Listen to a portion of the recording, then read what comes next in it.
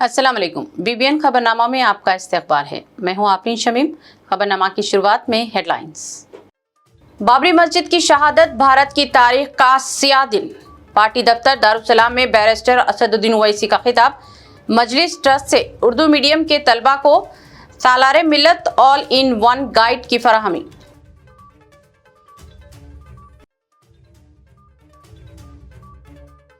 बाबरी मस्जिद की शहादत की बरसी। सईदाबाद में खवातीन व तालिबात का अलामती एहतजाज।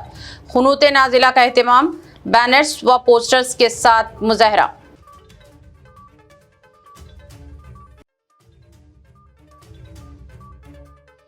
मुल्क समेत हैदराबाद की राजीव गांधी इंटरनेशनल एयरपोर्ट पर भी परवाजें मनसूख होने से गहमा गहमी। मुसाफिरों का हुजूम। हुकूमत की बेबसी पर केटीआर की तनकीद।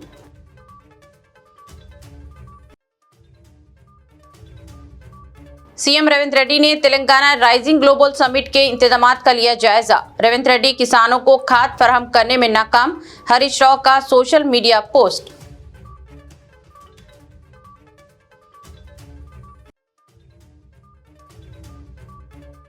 और हैदराबाद सिटी पुलिस कमिश्नरेट में बड़े पैमाने पर नाकाबंदी।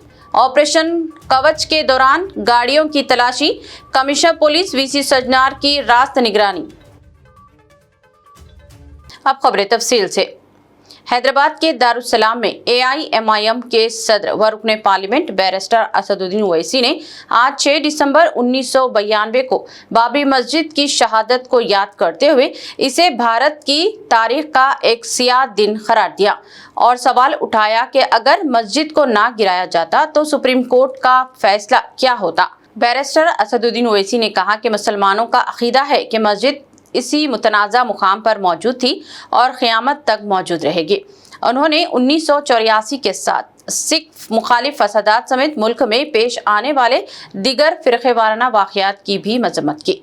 इस मौके पर उन्होंने मरकज़ी पार्टी दफ्तर दारुस्सलाम में Majlis charities educational and relief trust की जानिब से तेलंगाना के हुकूमत के उर्दू मीडियम स्कूलों के 8000 तलबा को 24,64,000 रुपये की लागत से सालारे मिल्लत ऑल इन वन गाइड फराहम की। तकरीब जिसमें पार्टी के एमएलए, एमएलसी, कारपोरेटर्स और सीनियर कारकुनान भी मौजूद थे। बैरिस्टर असदुद्दीन ओवैसी ने इस सिलसिले को 20 साल कबल मरहूम कायदे सालारे मिल्लत सुल्तान सलाहुद्दीन ओवैसी की 2005 में शुरू की गई तालीमी जद्दोजहद का तसलसल करार देते हुए कहा कि गरीब बच्चों को तालीम से आरास्ता करने का ये मिशन आज भी जारी है और वो इस पर फख्र महसूस करते हैं। जजमेंट आया, मैंने उसी वक्त कहा था कि ये आस्था की बुनियाद पर फैसला दिया गया। मैं आज भी ये सवाल उठा रहा हूँ, अगर 6 दिसंबर 1992 को अगर मस्जिद शहीद नहीं होती तो सुप्रीम कोर्ट के जजेस क्या फैसला देते? क्या फैसला देते आपने आस्था की बुनियाद पर फैसला किया और फिर जो मस्जिद 400 साल से ठहरी हुई थी उसको आपने अपने कोर्ट के जजमेंट में कहा है it is an violation of rule of law. और जज साहब बाद में इंटरव्यू में ये बात कहते हैं। बहरहाल इनका चेहरा सामने आ गया दुनिया के सामने, मगर इस बात को हमको समझना और याद रखना है कि 6 दिसंबर एक यौम सियाह है। 6 दिसंबर हमारे मुल्क के लिए एक सियाह दिन है। जिस तरह गांधी को जिस दिन मारा गया था वो यौम सियाह है। जिस दिन 6 दिसंबर 92 को मस्जिद को शहीद किया गया वो एक काला दिन था। जिस दिन इंदिरा गांधी के कत्ल के बाद दिल्ली के सड़कों पर सिखों का खून की होली खेली गई तो मुल्क के लिए काला दिन था। जिस वक्त 2002 में गुजरात और अहमदाबाद में फसादात हुए वो एक यौम सियाह था। तो ये ऐसी चीज़ें हैं जिसको हम कभी नहीं भूल सकते, ना भूलना चाहिए। याद रखिए, अगर क़ानून की बालादस्ती रहेगी, रूल ऑफ लॉ रहेगा तो जमहूरियत मजबूत होगी, इंसाफ मजबूत होगा। और अगर इंसाफ करने वाले रिटायरमेंट के बाद इस तरह की बात लिखते हैं, इंटरव्यू में बोलते हैं, तो ख़ुद वो अपना तमाशा कर रहे हैं और अपने चेहरे को बेनकाब कर रहे हैं। बहरहाल मेरे अजीज़ दोस्तों और बुज़ुर्गों, आज वक्त इस ये है कि हमको मुत्तहदा तौर पर अपनी इबादत गाहों की हिफाजत करना है, और जो फ़ैसला सुप्रीम कोर्ट से आया था, जो आस्था की बुनियाद पर था, आज आप देखते हैं कि 1991 प्लेसेस ऑफ वर्शिप एक्ट होने के बावजूद भी कई मसाजिद के ऊपर केसेस पड़ जाते हैं। और इसी बाबरी मस्जिद के केस में उस जजेस ने लिखा था कि प्लेसेस ऑफ वर्शिप एक्ट का ताल्लुक बेसिक स्ट्रक्चर से है। सुप्रीम कोर्ट एक बात बोलता है और लोअर कोर्ट उसको कबूल नहीं करता है। बहरहाल हमको जितनी अल्लाह ने हम तमाम को सलाहियत दी है, हम आइन को मजबूत रखें, क़ानून की बालादस्ती को बरकरार रखें या रूल ऑफ लॉ को बरकरार रखें, और ऐसी ताकतों को पहचाने जो मुल्क के आइन को, इंसाफ को कमज़ोर करना चाहते हैं। याद रखिए, इस मुल्क का कोई मज़हब नहीं है, ये मुल्क तमाम मज़हब के मानने वालों का है। अगर कोई ये कहेगा कि ये मुल्क एक मज़हब का है, तो फिर याद रखिए हम उन अजीम आज़ादी के मुजाहिदीन की क़ुरबानी को रायगा जाने देंगे, क्योंकि उस वक्त हिंदू मुसलमानों ने मिलकर, सिखों ने, ईसाइयों ने मिलकर अंग्रेज़ों से इस मुल्क को आज़ाद करवाया था, और हमारे बुज़ुर्गों ने यह ख्वाब देखा था, और इसीलिए इस तरह का आइन बनाया, कॉन्स्टिट्यूशन बनाया 1950 में, जो हमने आइन अपने आप को दिया। वो ये कहता है कि इंडिया, जो उसका प्रियम्बल है, उसका जो कहता, उसमें ये बात लिखी गई कि लिबर्टी, इक्वालिटी, जस्टिस, फ्रेटर्निटी, ये चार चीज़ें जब आप बात करते हैं तो किसी एक मज़हब की तायीद में बात नहीं होती। तो बहरहाल ये चीज़ें हैं जिस पर आपको और हमको गौर करना है। हफ्ता 6 दिसंबर को बाबरी मस्जिद की शहादत की बरसी के मौके पर सईदाबाद में ख़वातीन की जानिब से अलामती एहतजाज दर्ज किया गया। ख़वातीन और तालिबात की खातिर ख्वाह तादाद ने इस एहतजाज में हिस्सा लिया। यह एहतजाज पुरअमन रहा। ख़वातीन ने बाबरी मस्जिद की शहादत के मौके पर कुनूत नाजिला का एहतमाम किया, नमाज अदा की गई और दुआ भी की गई। ख़वातीन व तालिबात ने इस मौके पर अपने हाथों में कुछ पोस्टर्स और प्ले कार्ड्स थामे हुए बाबरी मस्जिद की शहादत पर अपने गम गुस्से का इजहार किया। इन प्ले कार्ड्स और बैनर्स पर बाबरी मस्जिद की तस्वीर मौजूद थी और 6 दिसंबर को यौम स्याह दिन करार दिया गया। इन एहतजाजी ख़वातीन और तालिबात ने कहा कि बाबरी मस्जिद की शहादत को फरामोश नहीं किया जा सकता और इसका गम अभी भी ताज़ा है। इस एहतजाज में कमसिन लड़कियां भी शामिल थीं। इसके अलावा शहर भर में बाबरी मस्जिद की शहादत की बरसी के मौके पर सूरत हाल पूरी तरह पुरअमन रही और पुलिस ने इस मौके पर सख्त चौकसी इख्तियार की हुई थी।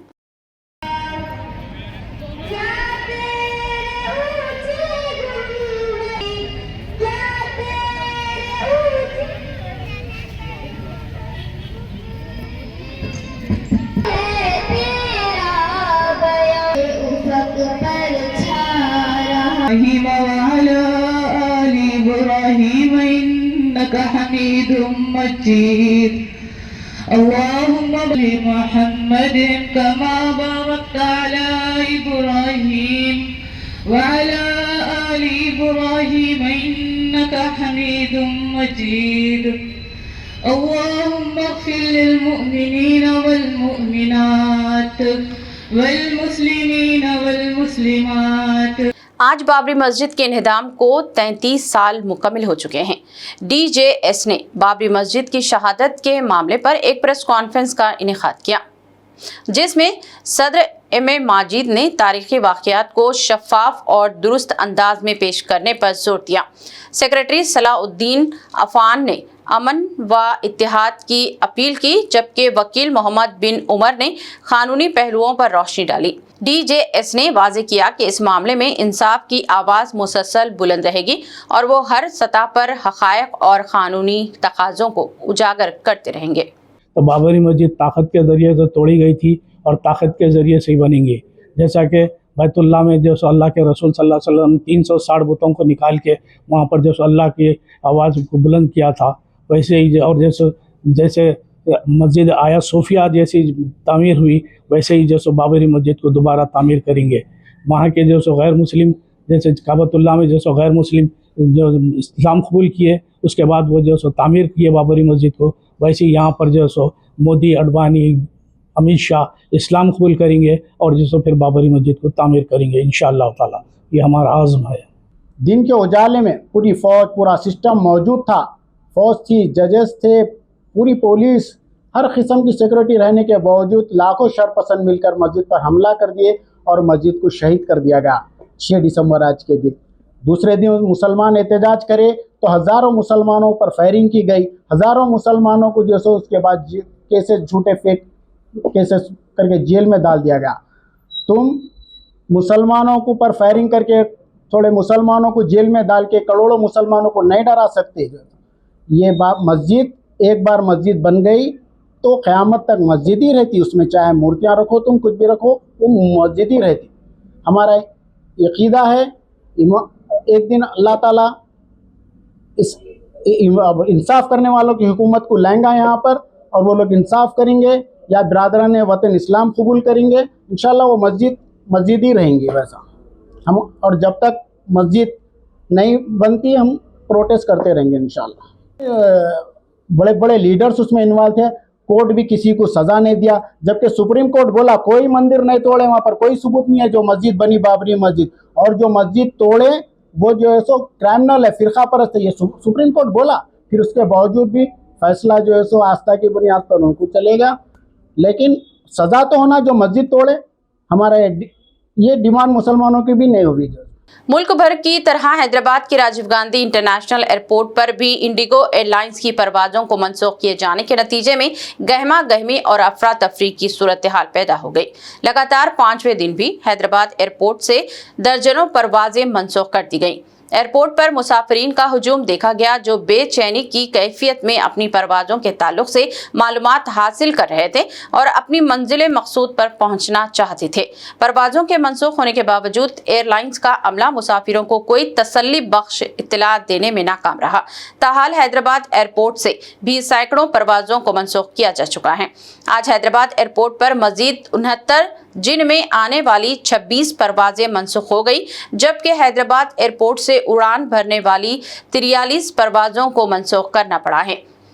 कल भी इसी तरह कई परवाजों को मनसूख किया गया था। इंडिगो की सैकड़ों परवाजें अचानक मनसूख होने के बाद हालात इस कदर बिगड़ गए हैं कि एयरपोर्ट का मंजर रेलवे स्टेशनों जैसा लगने लगा। जगह जगह मुसाफिरों का हुजूम, लंबी कतारें, सामान के अनबार और बेचैनी के मनाजिर देखे गए। बच्चों, खवातीन और बुजुर्गों को शदीद मुश्किलात का सामना करना पड़ा। इंडिगो के बहरान ने मुल्क की हवाई सफरी सहूलतों की हकीकत खोल कर रख दी है और अवाम अब हुकूमत और एयरलाइंस दोनों से फौरी इक़दाम और बेहतर इंतजामात का मुतालबा कर रहे हैं।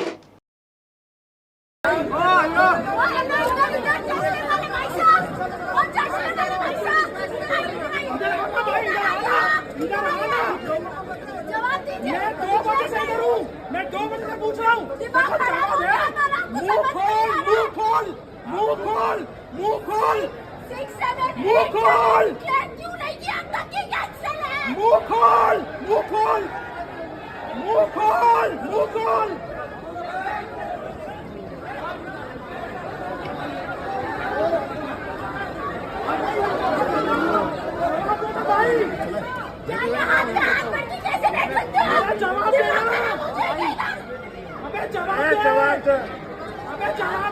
बीआरएस के वर्किंग सदर केटी रामाराव ने हैदराबाद एयरपोर्ट समेत मुल्क भर में जारी इंडिगो बहरान पर शदीद बरहमी का इजहार किया।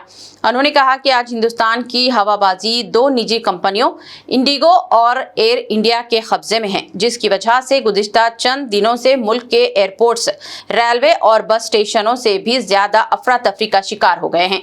मुसाफिरों की भारी भीड़, हजारों परवाजों की मनसूखी और हवाई सफर में पैदा होने वाली उलझन ने वाज़े कर दिया है कि जब ताकत चंद हाथों में मरकूज हो जाए तो पूरा निजाम मफलूज होकर रह जाता है। उन्होंने याद दिलाया कि मरकजी हुकूमत ने पायलट्स की मेहनत का इस्तेहसाल रोकने के लिए ज़ाब्ते जारी किए थे, मगर इंडिगो ने इन पर अमल ना किया और 4 दिन में ही 1000 से ज़्यादा परवाजें मनसूख हो गई। केटीआर ने सवाल उठाया कि इतनी ताकतवर हुकूमत एक निजी एयरलाइन के सामने क्यों बेबस है और ये सूरत हाल मुल्क में बढ़ती हुई अजारादारियों और आवाम के हुकूक की पामाली की एक खतरनाक मिसाल है।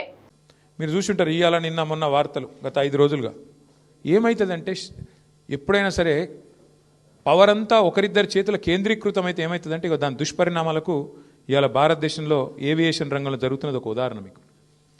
గత 5 రోజులుగా మొత్తం ఎయిర్పోర్ట్లన్నీ, రైల్వే స్టేషన్లు, బస్ స్టాండ్ల కంటే అధ్వానం అయిపోయినాయి. ఎక్కడికక్కడ వేలాది మంది తన్నుకుంటాను కొట్టుకుంటాను ఎయిర్పోర్ట్లలో. తెలుసా ఎందుకో? ఇండిగో వాడు మొత్తం బంద్ పెట్టిండు. ఎందుకు బంద్ పెట్టిండు? ఇది గమ్మత్తైన ఉదాహరణ, మీరు చెప్తే అర్థం చేసుకుంటే మీకు అర్థమవుతుంది నేనేం చెప్తున్నాను. సంవత్సరం కిందట సివిల్ ఏవియేషన్ మినిస్ట్రీ కొన్ని రూల్స్ పాస్ చేసింది. ఏమని? శ్రమ దోపిడీ చేయొద్దు, వారానికి ఒక పైలట్ అంటే ఆయన గింతనే నడపాలి, ఇంతకంటే ఎక్కువ నడపద్దు అని చెప్పి సంవత్సరం కింద రూల్స్ పాస్ చేసిండ్రు. సంవత్సరం కిందటనే వాళ్ళు కొన్ని డైరెక్షన్స్ ఇచ్చిండ్రు. DGCA, director general of civil aviation. IndiGo, air India రెండే ఉన్నాయి భారతదేశంలో, ఇంకోటి లేడు. ఇప్పుడు ఏమైందంటే ఇది లిటరల్గా 2 వ్యక్తుల చేతులు మొత్తం భారతదేశంలోని విమానయానం మొత్తం 2 సంస్థల చేతులు ఆధీనం అయిపోయింది. ఏమైంది ఇవాళ దానివల్ల? సంవత్సరం కింద కేంద్ర ప్రభుత్వం చెప్పినా శ్రమ దోపిడీకి అలవాటు పడ్డోడు దాన్ని మార్చుకోక పని చేయలే, ప్రత్యామ్నాయం ఏర్పాటు చేసుకోలే. దాంతో ఏమైంది?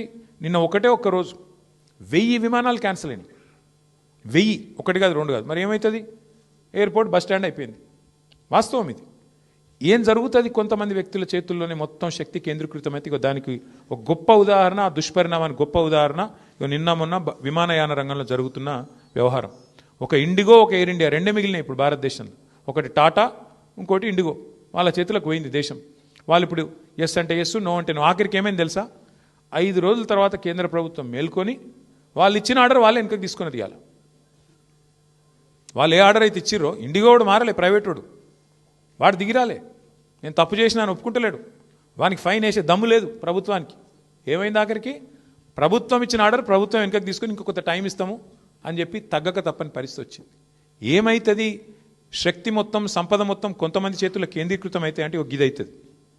పోర్టులు, సీ పోర్టులు, రైల్వేలు మొత్తం ఇచ్చేస్తే ప్రైవేటులకు, అది కొంతమంది చేతుల్లోనే ఉంటే వాడు మునిగితే మొత్తం దేశం మునుగుతుంది. దానికి గొప్ప ఉదాహరణ ఇవాళ మన కళ్ళ ముంగటనే. तेलंगाना में पंचायत इंतखाबात का पहला मरहला चल रहा है। दूसरे मरहले के लिए भी पर्चा नामजदगियों का अदखाल चल रहा है। पहले मरहले में पर्चाजात नामजदगियों से दस्तबरदारी के बाद कांग्रेस के ताईदी उम्मीदवारों को सबकत देखी जा रही है। पहले मरहले में जुमला 3856 सरपंच नशिस्तें हैं, जिनमें 356 सरपंच बिला मुकाबला मुंतखब हो गए हैं। इनमें कांग्रेस के ताईदी उम्मीदवारों की अक्सरियत है। कहा गया है कि जुमला 385 में से 357 सरपंच मुत्तफिका तौर पर ऐसे मुंतखब हुए हैं जिनकी कांग्रेस ने ताईद हासिल की है। इस तरह पहले मरहले के पंचायत इंतखाबात में कांग्रेस को सबकत हासिल होने का दावा किया जा रहा है। कहा जा रहा है कि देही इंतखाबात तेलंगाना में कांग्रेस की सफ़ों में इस्तेहकाम का बाइस बनेंगी और निचली सतह तक हुकूमत के कामकाज को पहुंचाने में मदद मिलेगी। कांग्रेस का दावा है कि अवाम की मदद के लिए हुकूमत काम कर रही है और अवाम कांग्रेस हुकूमत पर अपने भरोसे और एतमाद का इजहार कर रहे हैं। Chief minister Telangana mister A Revanth Reddy ने कहा कि 8 और 9 दिसंबर को भारत फ्यूचर सिटी में होने वाली तेलंगाना राइजिंग चोटी कॉन्फ्रेंस दरअसल एक मालियाती उम्र की कॉन्फ्रेंस है और इसका बुनियादी मकसद विजन तेलंगाना राइजिंग 2047 दस्तावेज की इजराई करना है। उन्होंने कहा कि इस दस्तावेज में रियासत की माशी तरक्की और आइंदा 20 वर्षों के तरक्याती मंसूबों को पेश करना है। चीफ मिनिस्टर ने प्रजा भवन में कायम वार रूम के अहदेदारों से तेलंगाना राइजिंग 2047 विजन दस्तावेज और ग्लोबल समिट के इंतजामात के ताल्लुक से मालूमात हासिल की। बादजा चीफ मिनिस्टर ने डिप्टी चीफ मिनिस्टर मल्लू भट्टी विक्रमार्का के अलावा दीगर सीनियर हुकाम के साथ चोटी कॉन्फ्रेंस के इंतजामात का जायजा लिया। अहदेदारों ने चीफ मिनिस्टर को मुसलसल 2 दिन के प्रोग्राम्स और मंसूबों के ताल्लुक से वाकफियत करवाया। चीफ मिनिस्टर ने कहा कि विजन दस्तावेज में तेलंगाना के मुस्तकबिल और तरक्की के मंसूबों को तरजीह दी जानी चाहिए। चीफ मिनिस्टर ने इंडिगो परवाजों की मनसूखी के पस मंजर में अहदेदारों को हिदायत दी कि वो मरकजी वजारत शहरी हवाबाजी से मुशावरत करके मुनासिब इक़दाम करें ताकि इस चोटी कॉन्फ्रेंस में शिरकत करने वाले मेहमानों को किसी तरह के मसाइल का सामना न करना पड़े। साबिक रियासती वजीर व BRS leader T Harish Rao ने कहा कि चीफ मिनिस्टर रेवंत रेड्डी रियासत में ग्लोबल समिट और विजन 2047 की बातें कर रहे हैं, लेकिन इनकी हुकूमत किसानों को खाद और यूरिया तक फराहम नहीं कर पा रही है। हरीश राव ने अपने एक्स पर एक वीडियो पेश पेश किया और कहा कि ये वीडियो खानापुर मंडल नरसमपेट का है, जहां किसान यूरिया हासिल करने के लिए जद्दोजहद कर रहे हैं। उन्होंने कहा कि इस इलाके का कल ही चीफ मिनिस्टर ने दौरा किया था, लेकिन किसानों के मसाइल जूं के तूं बरकरार हैं। हरीश राव ने कहा कि रेवंत रेड्डी रियासत की आवाम और किसानों सभी को हैतली में जन्नत दिखा रहे हैं। वो किसानों के बुनियादी मसाइल तक हल करने में नाकाम हैं और किसान यूरिया और खाद हासिल करने में भी परेशानियों का शिकार हैं और यही सख्त जद्दोजहद करनी पड़ रही है। हरीश राव ने इल्जाम आयद किया कि हुकूमत ने ज़राई शोबे को नजरअंदाज कर दिया था, जिसकी वजह से ये सूरत हाल पैदा हुई है। बीजेपी एमएलए पायल शंकर के हालिया धमाका खेज बयानात ने जिले आदिलाबाद को सियासी फजा को शदीद गरमा दिया है। एक प्रेस मीट में पायल शंकर ने साबिक वजीर जोगू रामन्ना पर ब्रोकरी और गैर अखलाकी सरगर्मियों के संगीन इल्जामात आयद करते हुए दावा किया कि इनसे मुताल्लिक हसास सीडीज साबिक हुकूमत के दौर में इंटेलिजेंस के पास मौजूद है। पायल शंकर ने इल्जाम लगाया कि रेवंत रेड्डी के दौरे आदिलाबाद पर इनका इस्तकबाल सिर्फ रवायती अमल था, लेकिन इस पर जोगू रामन्ना की जानिब से जाती हमला गैर मुनासिब है। उन्होंने खबरदार किया कि अगर इल्जामात का सिलसिला जारी रहा तो वो माजी के सीडीज मंजर आम पर लाने से भी गुरेज नहीं करेंगे। इधर सियासी मुबसरीन का कहना है कि ये बयानबाजी आने वाले दिनों में आदिलाबाद की सियासत को मजीद कशीदा बना सकती है। ప్రజలకు మంచి జరగాలని పోరాటం చేస్తున్నా 10 ఏళ్లు అధికారం అనుభవించి అధికారంలో ఉండి ఏ రోజైనా ఆనాటి ముఖ్యమంత్రి కేసీఆర్ దగ్గర ఆదిలాబాద్కు కావాల్సిన విషయాలు నువ్వు అడిగేటటువంటి ప్రయత్నం చేశావా? నా ఆదిలాబాద్కు పనులు రావాలని కోరితే అది బ్రోకరిజం అవుతుందా? నా ఆదిలాబాద్కు బాగు కావాలా? మీ సహకారం అందించండి. నరేంద్ర మోడీ గారు గొప్ప ఆలోచనతో ఆదిలాబాద్ కు ఎయిర్పోర్ట్ మంజూరు చేసిండు. గొప్ప మనసుతో మీరు భూసేకరణకు నిధులు విడుదల చేయండి అని అంటే అది లాలూచి అవుతుందా? రైతులు పండించినటువంటి రంగు మారిన సోయాబీన్ ప్రభుత్వం కొనుగోలు చేయాలని నేను రాష్ట్ర ముఖ్యమంత్రి గారిని అడిగితే అది అక్రమ సంబంధం అవుతుందా? పత్తితో సోయాబీన్ దిగుబడి రాక రైతులు ఇబ్బంది పడుతున్నారు. జొన్నల పంటలు కొనుగోలు చేస్తానని మీరు మాట ఇవ్వండి అని నేను చిట్టిస్తే అది నకలు చిట్టి అవుతుందా? కనీసం ఇంత జ్ఞానం లేకుండా మాట్లాడుతున్నారు జోగరామన్న గారు। साबिक रुकने असम्बली जी नरसैया की जिंदगी पर एक फिल्म बनाई गई है, जिसकी आज लॉन्चिंग तकरीब मुनाक़द हुई। इस तकरीब में तेलंगाना जागृति की सरबराह व रुकने कानूनसाज कौंसिल के कविता ने मेहमान खुसूसी की हैसियत से शिरकत की। कविता ने इस मौके पर कहा कि उन्हें खुशी है कि क़बायली इज्जत नफ्स की अलामत समझे जाने वाले जी नरसैया की जिंदगी पर फिल्म बनाई गई है। उन्होंने कहा कि जी नरसैया हम सब के लिए रोल मॉडल हैं। वो 5 मरतबा रुकने असम्बली रहे हैं, इसके बावजूद उन्होंने इंतहाई आम जिंदगी बसर की थी। तेलंगाना के तलबा और बच्चों को इनकी जिंदगी के ताल्लुक से मालूमात हासिल करने की जरूरत है। उन्होंने इस उम्मीद का भी इज़हार किया कि इस फिल्म के जरिए सियासत में नए आने वाले अफराद की हौसला अफजाई होगी और इनकी हिम्मत अफजाई भी होगी। జనంబాట కార్యక్రమం నడుస్తుంది, కానీ అది వదిలిపెట్టుకొని జననేత కోసం ఇక్కడికి రావడం జరిగింది। మరి గుమ్మడి నరసయ్య గారు లాంటి గొప్ప నాయకుడిని చూస్తే ఆయన మన తెలంగాణ బిడ్డ అనేటటువంటి మాట తలుచుకుంటేనే గర్వంతో మనం చాలా ఉప్పొంగిపోవాల్సినటువంటి సందర్భం। నేను ప్రత్యేకించి సురేష్ రెడ్డి గారిని మనస్ఫూర్తిగా అభినందిస్తున్నాను। ఎందుకంటే ఒక్క భాషలో కాకుండా కన్నడలో, తమిళంలో, మలయాళంలో, హిందీలో, తెలుగులో 5 భాషలలో ఈ సినిమాను తీయడం మన తెలంగాణ వారి యొక్క ప్రతిభ, తెలంగాణ వారి యొక్క స్వార్థం లేనటువంటి గుణం ఏదైతే ఉందో ఇంతమందికి తెలియడం చాలా సంతోషం। మరి ఇవన్నీ ఒకెత్తైతే పెద్దలు శివరాజ్ కుమార్ గారు ఈ రోల్ యాక్సెప్ట్ చేయడంతోనే ఈ సినిమాకు ఒక వన్నే వచ్చింది। Thank you so much sir, we are very very proud of Gummadi Narasayya garu, but you accepting the role and you taking up the role, it has definitely put this on a global map, sir. We hope and we are very proud that you've accepted this role, and hopefully the movie will do very very well. And I'm very honored to meet Geeta garu. Geetaka vari kuda legacy, she is also from a political family, so all of us understand how important it is to have clean politics in this country, and I'm very glad you've accepted this role. I hope the movie will inspire many more youngsters to come into politics and be clean in politics. అట్లానే వేదిక మీద हैदराबाद के Rajiv Gandhi international airport पर जहां परवाजें मनसूख होने की वजह से गहमा गहमी की सूरत हाल देखी गई, वहीं आज 2 परवाजों में बम रखने की भी इत्तलात से सनसनी पैदा हो गई है। कहा गया है कि हैदराबाद आने वाली 2 परवाजों में बम रखने जाने की इत्तला दी गई थी। एक ईमेल रवाना करते हुए एयरपोर्ट कस्टमर सपोर्ट को लंदन से हैथरो एयरपोर्ट से हैदराबाद आने वाली 2 तैयारों में बम रखे जाने की इत्तला दी गई थी। पहली परवाज सुबह 5:25 हैदराबाद पहुंची और एयरपोर्ट पर बाहिफाजत लैंडिंग की गई। सिक्योरिटी एजेंसियों ने तैयारे की आमद के बाद मुसाफिरों का तखलिया करवाया और तैयारे की मुकम्मल और जामा तलाशी ली गई। तहम बम रखने की जाने की इत्तला झूठी साबित हुई। एक और परवाज कुवैत से हैदराबाद आ रही थी, इसमें भी बम रखने जाने की इत्तला दी गई थी। तैयारे के अमले को इसकी इत्तला दिए जाने के बाद तैयारा दोबारा कुवैत एयरपोर्ट वापस हो गया, जहां से इसने उड़ान भरी थी। बम रखे जाने की इत्तला पर सिक्योरिटी हुक्काम ने एयरपोर्ट पर इंतहाई सख्त चौकसी इख्तियार कर ली थी।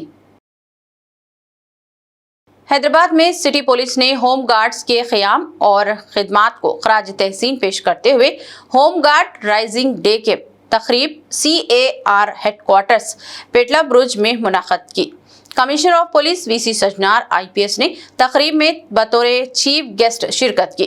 परेड का मुआयना किया। कमिश्नर ने शहर में तकरीबन 5000 होमगार्ड्स की लगन और मेहनत को सराहा और ऐलान किया कि जल्द सिटी पुलिस के तहत इनकी फलाह व बहबूद के लिए एक खुसूसी होमगार्ड कोऑपरेटिव सोसाइटी कायम की जाएगी, जिसमें अब तक 2000 अफराद शामिल हो चुके हैं। उन्होंने होमगार्ड्स को ड्राइविंग लाइसेंस की तजदीद लाजमी करने की हिदायत दी और खबरदार किया कि नादहिंदगी की सूरत में, हादसे की सूरत में इंश्योरेंस के मसाइल पैदा हो सकते हैं। कमिश्नर ने कहा कि जिम्मेदारी में कोताही या बदउनवानी करने वालों के खिलाफ सख्त कानूनी कार्रवाई की जाएगी और डिसिप्लिन बरकरार रखकर पुलिस डिपार्टमेंट का नाम रोशन किया जाए।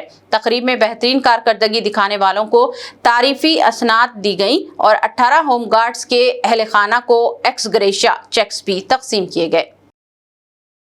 आज हम लोग होमगार्ड्स का 63rd रेजिंग डे का परेड को सेलिब्रेट किया। हमारा DCP CR रक्षिता और हमारा कमांडेंट किशन राव की लीडरशिप में हैदराबाद सिटी पुलिस का होमगार्ड्स बहुत अच्छा काम कर रहे। ऑलमोस्ट हमारे पास 5500 लोग काम कर रहे, डिफरेंट विंग्स में कर रहे। वो लॉ एंड ऑर्डर में है, क्राइम में है, ट्रैफिक में है, SB में, सब जगह अच्छा काम कर रहे और ऑलमोस्ट 1600 होमगार्ड्स ट्रैफिक में काम कर रहे। आज उनके कुछ प्रॉब्लम्स था, ऑलरेडी हम लोग गवर्नमेंट की नज़र पे लेके गए। बेसिकली उनका रिक्रूटमेंट जो एक्सपायर हुआ, उनका डिपेंडेंट्स को जॉब देने का है, उसका भी फाइल अभी गवर्नमेंट के पास है। और राजीव आरोग्यश्री का भी हेल्थ का स्कीम, वो भी कंसिडर करने के लिए गवर्नमेंट का पास है। और डबल बेडरूम का भी प्रपोजल गवर्नमेंट के पास है। और हमारा तरफ से HDFC और एक्सिस बैंक के साथ हम लोग कोऑर्डिनेट करके उनका हेल्थ इंश्योरेंस और उनका एक्सीडेंटल इंश्योरेंस को भी बढ़ाया। थोड़ा उसमें कंडीशंस है, कुछ लोग होमगार्ड्स वो कंडीशंस को फॉलो नहीं कर रहे, सो मैं रिक्वेस्ट किया है कि होमगार्ड्स को वो कंडीशंस फॉलो करें तो उनको भी एक्सीडेंटल और हेल्थ इंश्योरेंस का मिलने का अच्छा है। होमगार्ड्स हमारा पुलिस डिपार्टमेंट्स का एक इम्पॉर्टेंट रोल का प्ले कर रहे हैं। मैं भी 5 डिस्ट्रिक्ट्स में काम किया और साइबराबाद में काम किया। वहाँ कहाँ पे भी काम किए तो भी होमगार्ड्स अच्छा काम किया। वो नक्सल एरिया में होने दो, लॉ एंड ऑर्डर में होने दो, टेररिज्म में होने दो, कम्युनल में, क्राइम में, बहुत सारे जगह होमगार्ड्स पुलिस के इक्वल के होके अच्छा काम कर रहे। उनको मेरे तरफ से कांग्रेचुलेशंस। और वो लोग आगे भी अच्छा काम करके हैदराबाद सिटी पुलिस को, तेलंगाना पुलिस को अच्छा नाम करने के लिए वो लोग कोशिश करना करके मैं उनको रिक्वेस्ट किया। हैदराबाद सिटी पुलिस की जानिब से जुमा की रात अचानक सारे कमिश्नरेट के हुदूद में बड़े पैमाने पर नाकाबंदी की गई और इसे ऑपरेशन कवच का नाम दिया गया। शहर में तकरीबन 5000 पुलिस मुलाजिमीन ने इस नाकाबंदी में हिस्सा लिया। पुलिस टीमों की निगरानी commissioner city police VC Sajjanar ने खुद की और तकरीबन 150 मुकामात पर यह नाकाबंदी की गई। इस दौरान गाड़ियों की तलाशी ली गई, गाड़ियों के दस्तावेजात और लाइसेंस वगैरह की जाँच भी की गई। कमिश्नर पुलिस ने इस नाकाबंदी के दौरान शहर में कुछ मुकामात का दौरा किया। उन्होंने खुद भी गाड़ियों की तलाशी ली, दस्तावेजात और लाइसेंस वगैरह की जांच की। कमिश्नर पुलिस ने बताया कि शहर में लाइन ऑर्डर की बरकरारी के लिए ये मुहिम चलाई गई और इसमें अवाम की जानिब से भी ताउन किया गया। सारे ऑपरेशन कवच की निगरानी के लिए सिटी पुलिस की जानिब से 10 से ज्यादा इंतहाई असरी नाइट विजन ड्रोन्स का भी इस्तेमाल किया गया। हैदराबाद सिटी पुलिस के मुख्तलिफ शोबेजात ने इस ऑपरेशन कवच में हिस्सा लिया। गाड़ियों के नंबर प्लेट्स में मसाइल और दस्तावेजात न रखने वाली गाड़ियों के खिलाफ कार्रवाई की गई। कुछ गाड़ियों को जब्त भी किया गया। सिटी पुलिस की तरफ से हैदराबाद सिटी में ऑपरेशन कवच की नाम से हम लोग नाकाबंदी कर रहे। ऑलमोस्ट 150 प्लेसेस में ये नाकाबंदी प्रोग्राम ऑपरेशन कवच चल रहे और 5000 हमारा स्टाफ के साथ ये चेकिंग हो रहे। हमारा डीसीपीज, हमारा सीनियर ऑफिसर सब लोग ग्राउंड पे होके सब कैसे चल रहे, क्या हो रहे करके और व्हीकल का चेकिंग कैसे और कर रहे हम लोग देख रहे। और अभी भी यहाँ पे मैं गुलजार हाउस के पास हूँ। हमारा डीसीपी साहब किरण की लीडरशिप में यहाँ पे व्हीकल चेकिंग हो रहे। ऑलमोस्ट अभी तक 25 व्हीकल सीज किया गया है और ये चेकिंग 10:30 बजे से सुबह ऑलमोस्ट 12:30 तक चलेंगे। ऑलमोस्ट बोले तो 2 आवर्स तक चलेंगे। बाद में हम लोग एरिया में फुट पेट्रोलिंग करके डोमिनेट करेंगे। इस कार्रवाई में सब सिटीजन्स को मैं रिक्वेस्ट कर रहा हूँ कि आप लोग हमारा स्टाफ से कोऑपरेट करने के लिए और आपका सेफ्टी हमारा रिस्पॉन्सिबिलिटी है। हैदराबाद पुलिस ने एक बड़ी कार्रवाई के दौरान भारी गैर कानूनी मालियाती नेटवर्क का पर्दाफाश करते हुए 4 करोड़ रुपए से ज्यादा की हवाला नकद रकम जब्त की और गुजरात के कारोबारी शख्स प्रकाश प्रजापति को गिरफ्तार किया। ये रकम नागपुर से बेंगलुरु मुंतकिल की जा रही थी और तहकीकात में ये सामने आया कि ये एक कैश RTGS फ्रॉड का हिस्सा थी, जिनमें नागौल के रिहायशी विश्वनाथ चारी ने अगस्त 2024 में 50 लाख रुपए की फ्रॉड की शिकायत दर्ज करवाई थी। पुलिस ने महबूब नगर हुदूद में खुसूसी छापे के दौरान प्रकाश प्रजापति और इसके एक साथी को पकड़ा और इनके कब्जे से गैर कानूनी हवाला रकम बरामद की। नॉर्थ जोन की DCP S रेशमी प्रेमोल के मुताबिक मुलजिमान ने एतराफ किया कि रकम हवाला नेटवर्क के जरिए मुंतकिल की जा रही थी और तहकीकात से जाहिर होता है कि ये एक बड़े बैनुल सूबाई गैर कानूनी मालियाती रैकेट का हिस्सा है। स्टेशन क्राइम टीम ने दो अक्यूज्ड को क्राइम नंबर 6665 और 2024 एक चीटिंग केस में 2 अक्यूज्ड को पकड़ा है। इन 2 अक्यूज्ड को अडकल महबूब नगर एरिया लिमिट्स में उनको पिकअप किया है कल और उस दौरान उनकी गाड़ी में एक कंसील्ड कंपार्टमेंट में ये 4 crore 5 lakh amount has been मिला है हमें उस गाड़ी में। तो इस केस में बेसिकली लास्ट ईयर दिसंबर में ये केस हुआ था जिसमें उन्होंने विक्टिम्स को बोला कि आप हमें 50 लाख कैश दे देंगे तो हम आपके अकाउंट में 10 लाख ऐड करके 60 लाख RTGS करवा देंगे। और इस कंप्लेंट के साथ वो हमारे पास आए थे कि कैश लेके वो फरार हो गए और अकाउंट में पैसे नहीं डलवाए। सो ये लास्ट 1 साल से अक्यूज्ड को ट्रेस करते हुए कल उनको हमारे क्राइम टीम्स ने एप्रीहेंड किया है और उसी दौरान पता चला कि वो ये हेवी अमाउंट शायद किसी हवाला ट्रांजैक्शंस के लिए मूव कर रहे हैं। तो साथ ही साथ ये अमाउंट भी सीज किया गया है। सो हमारा अपील है पब्लिक से कि इस तरीके के फ्रॉडलेंट डील्स में इजी मनी बनाने डील्स के लिए आतुक ना हो और अट्रैक्ट ना हो ऐसे डील्स की तरफ। और कोई भी अगर उनको इस तरीके के फ्रॉडलेंट डील्स में इन्वॉल्व करने की कोशिश करता है तो उसकी कंप्लेंट आप अपने नियरेस्ट पुलिस स्टेशन में कराएं। Thank you. वादी सालेहीन शाहीन नगर पहाड़ी शरीफ के करीब जुमा को एक 6 साला लड़की खेलते हुए कुत्ते के हमले का शिकार हो गई। लड़की के घर के करीब रहमानिया मस्जिद है और शोर सुनकर जब वो बाहर निकली तो देखा कि कई कुत्ते इसकी तरफ बढ़ रहे हैं। कोशिश करने पर कि इन्हें भगाए, कुत्तों ने इसे काट लिया। खवातीन ने शोर सुनकर बाहर आकर कुत्तों को भगा दिया और जख्मी लड़की को फौरी तौर पर करीबी हॉस्पिटल मुंतकिल किया, जहां वो जेरे इलाज है। मुकामी रिहायशियों ने वादी सालेहीन और आसपास के इलाकों में आवारा कुत्तों की बढ़ती हुई तादाद पर तशवीश का इजहार किया और मुंसिपल हुकाम को लापरवाही का इल्जाम लगाते हुए GHMC और मुतालिका हुकाम से फौरी तौर पर मौसर इक़दाम का मुतालबा किया ताकि बच्चों और दीगर रिहायशियों को आइंदा किसी खतरे से महफूज रखा जा सके। जिले कलेक्टर आदिलाबाद राज शीशा ने वाज़ेह हिदायत जारी की कि कम उम्र की शादियों में मुलविस हर फर्द के खिलाफ सख्त कानूनी कार्रवाई की जाएगी। कलेक्ट्रेट में चाइल्ड मैरिज मुक्त भारत मुहिम के तहत मुनाकदा बेदारी प्रोग्राम से खिताब करते हुए उन्होंने कहा कि चाइल्ड मैरिज प्रोहिबिशन एक्ट 2006 के बावजूद बाज मुकामात पर कम उम्री की शादियों के वाकयात तशवीशनाक हैं। कलेक्टर ने वालिदीन, रिश्तेदारों, मजहबी रहनुमाओं, खाजी हजरात, पंडितों और शादी करवाने वालों के खिलाफ मुकदमा दर्ज करने की हिदायत दी। उन्होंने कहा कि कम उम्री की शादियों बच्चों के मुस्तकबिल और माँ व बच्चे की सेहत पर मनफी असर डालती है, इसलिए बड़े पैमाने पर बेदारी मुहिम चलाना जरूरी है।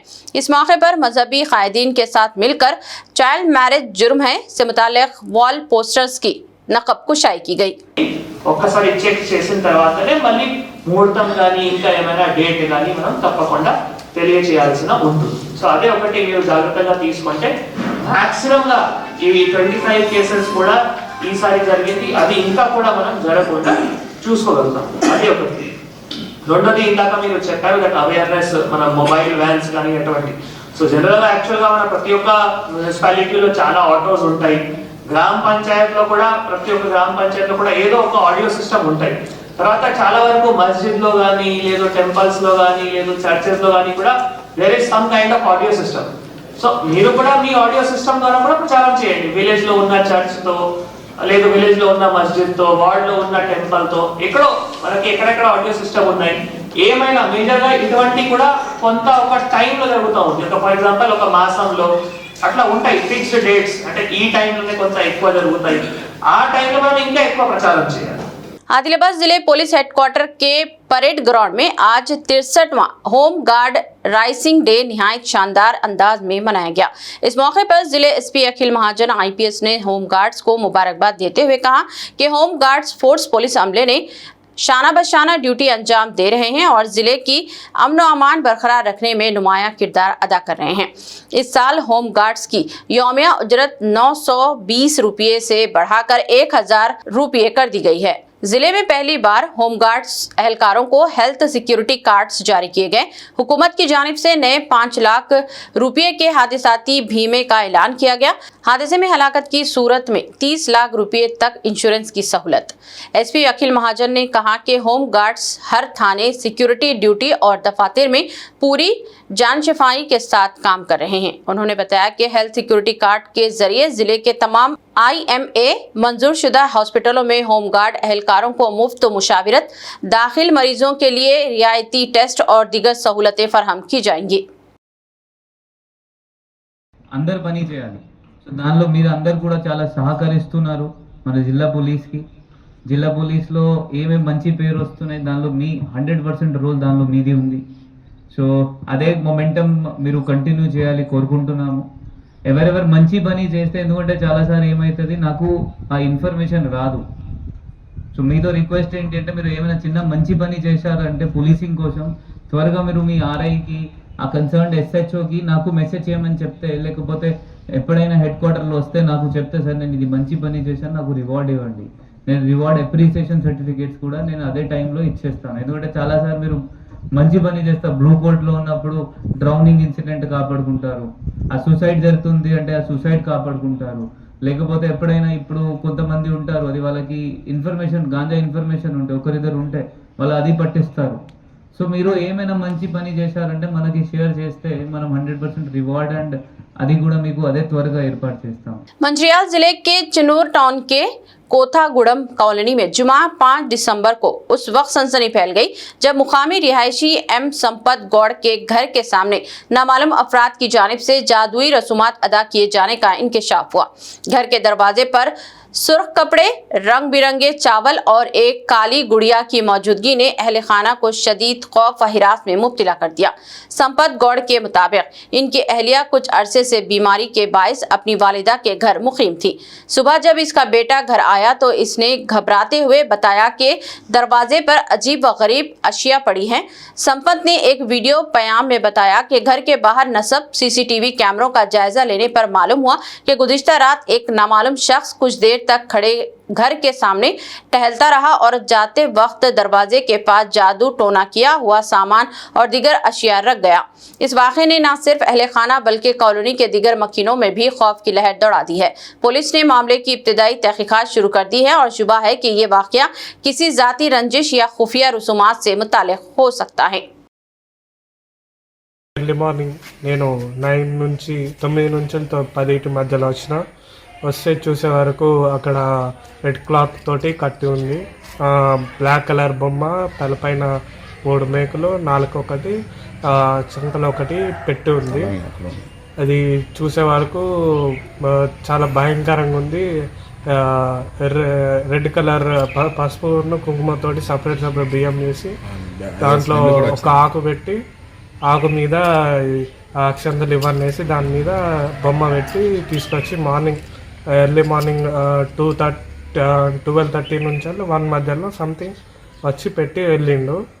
ఒక 1 మినిట్ దాకా అతను అక్కడ ఉన్నాడు. ఏం చేసిండేమో తెలియదు. కుంకుమ ప్యాకెట్ అవన్నీ కూడా ఇంటి ముంగట అక్కడ రోడ్డు మీద పైన దొరికింది. టీవీలో మేము చూసాము. 1 మినిట్ వరకు అతను అక్కడ డోర్ ముంగట అతను ఉండి ఏమో తీసిండు, దానికి ముళ్ళ తీసి పెట్టి అతను 1 మినిట్ దాకా ఉండి ఏం చేసిండో, మంత్రాలు వేసిండో ఏం చేసిండో తెలియదు, తెచ్చి అక్కడ పెట్టి ఇట్నుంచి వెళ్ళింది. महबूबाबाद में वक्फ ज्वाइंट एक्शन कमेटी की जानिब से वक्फ उम्मीद पोर्टल पर उम्मीदवारों की मुफ्त ऑनलाइन रजिस्ट्रेशन सहूलत मस्जिद महबूबिया में फराहम की जा रही है, जहां अब तक 200 से ज्यादा दरख्वास्तें कामयाबी से अपलोड की जा चुकी हैं। इस मुहिम की निगरानी जिम्मेदार वक्फ JAC मोहम्मद इकबाल ने अंजाम दी, जबकि वक्फ इंस्पेक्टर ख्वाजा नजमुद्दीन ने खुसूसी रहनुमाई फराहम की। नौजवानान महबूबाबाद खुसूसन मोहम्मद जाकिर, अब्दुल सई, मोहम्मद कलीम, मोहम्मद जहीर और इमरान अली ने कंप्यूटर खिदमत में अहम किरदार अदा किया। अवामी खिदमत के इस जज्बे को मुकामी हलकों में भरपूर पजीराई मिल रही है। इख्तिताम से खबर एक नज़र हेडलाइंस पर। बाबरी मस्जिद की शहादत भारत की तारीख का सियाह दिन। पार्टी दफ्तर दारुसलाम में बैरिस्टर असदुद्दीन ओवैसी का खिताब। मजलिस ट्रस्ट से उर्दू मीडियम के तलबा को सालारे मिल्लत ऑल इन वन गाइड की फराहमी।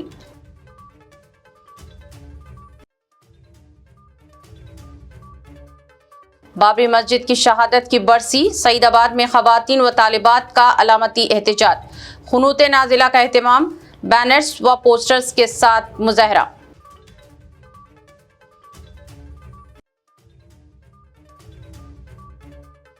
मुल्क समेत हैदराबाद की राजीव गांधी इंटरनेशनल एयरपोर्ट पर भी परवाजें मनसूख होने से गहमा गहमी। मुसाफिरों का हुजूम। हुकूमत की बेबसी पर KTR की तनकीद।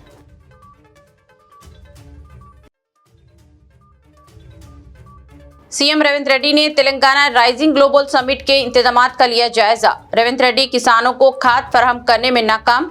हरीश राव का सोशल मीडिया पोस्ट।